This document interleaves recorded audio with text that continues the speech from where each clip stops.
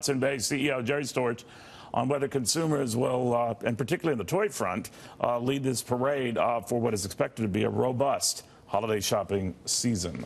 Jerry, very good to see you. Good to see you.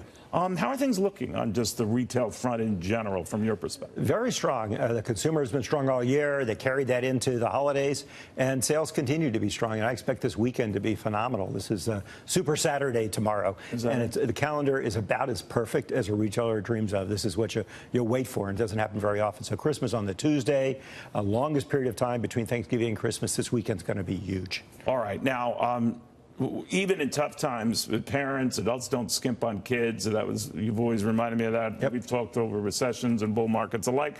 I guess the bigger question is what happens after this holiday, though. Everyone seems to be pointing to a slower economy, not a recession, but slower. What do you see?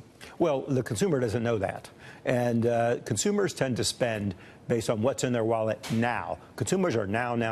Yeah. And the market is forward-looking. And so you have a little bit of a disconnect going on there. So employment's high, wages are high. So outside of luxury goods, which are impacted by the market because there's kind of a wealth effect as the very rich people see their net worth decline. Outside of that, Tiffany, right? Yeah, Tiffany was that, plus what's going on in China, where they have a big exposure, and the Chinese are very soft, partially because of the whole thing going on with the tariffs and the trade war. But regardless, the basic consumer is very strong. The economy is very strong on that fundamental level. Now, whether or not, they follow. So whether or not there'll be a recession next year and then the consumer won't have money in their pocket, that remains to be seen. But right now they do, and they are spending it, and they're going to spend it on Christmas, and they don't care about the government shutdown. Yeah. They've seen that. They really don't. They've seen that over. We in the media, I think we say that we've gotten used to it. But let me ask you about toys, your lifeblood. And the dynamics have changed since your old haunt just fell into bankruptcy long after you left, I might point out. Thank you. But this concern that online has dominated this, Walmart has dominated this. Are there as many toys out there, or what? What happened? So it isn't so much online. I mean, the all-channel model is working, and as you point out, Walmart remains the market share leader. Target is very strong in toys, and Amazon is very strong in toys, so you can win multiple ways. But with a huge capacity taken offline with the demise of Toys R Us, you're looking at something at maybe 18% of the market. The supply side disappeared. You didn't find all that replaced immediately. And everybody tried to add a little toys. The people just playing around with it, the ones who added toys and never did it before, they're going to be so sorry, and they're going to lose their shirts, and they're not going to do it anymore. Right? Well, it is a complex business. You have to be able to pick the hits and back them big with inventory. And if you back the wrong things, it's just going to be write-offs come January because nobody buys toys in January. So you come back to Walmart, Target, and Amazon. They all bought more, but they didn't buy enough more to make up for what happened at Toys R Us. And there's a supply side. When you say enough more, what's in short supply?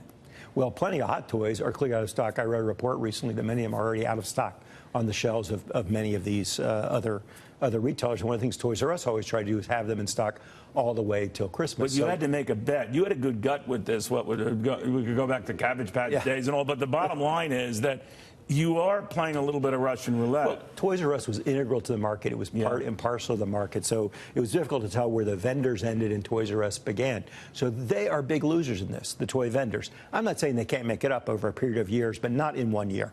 And so the amount added by Walmart and Target and Amazon to the marketplace is insufficient to make up for what happened at Toys R Us. And we saw that in some toy data that was down pretty sharply at the start of the holiday season in terms of sales. So it doesn't mean kids aren't going to have toys eventually. The market will reset. New entrants will enter the market. Various things will occur. Maybe Toys R Us will come back. Who knows? And a lot of the toy makers then open up their own sites, and you can buy directly from them. That's the thing. I'm just wondering where you see it all going then.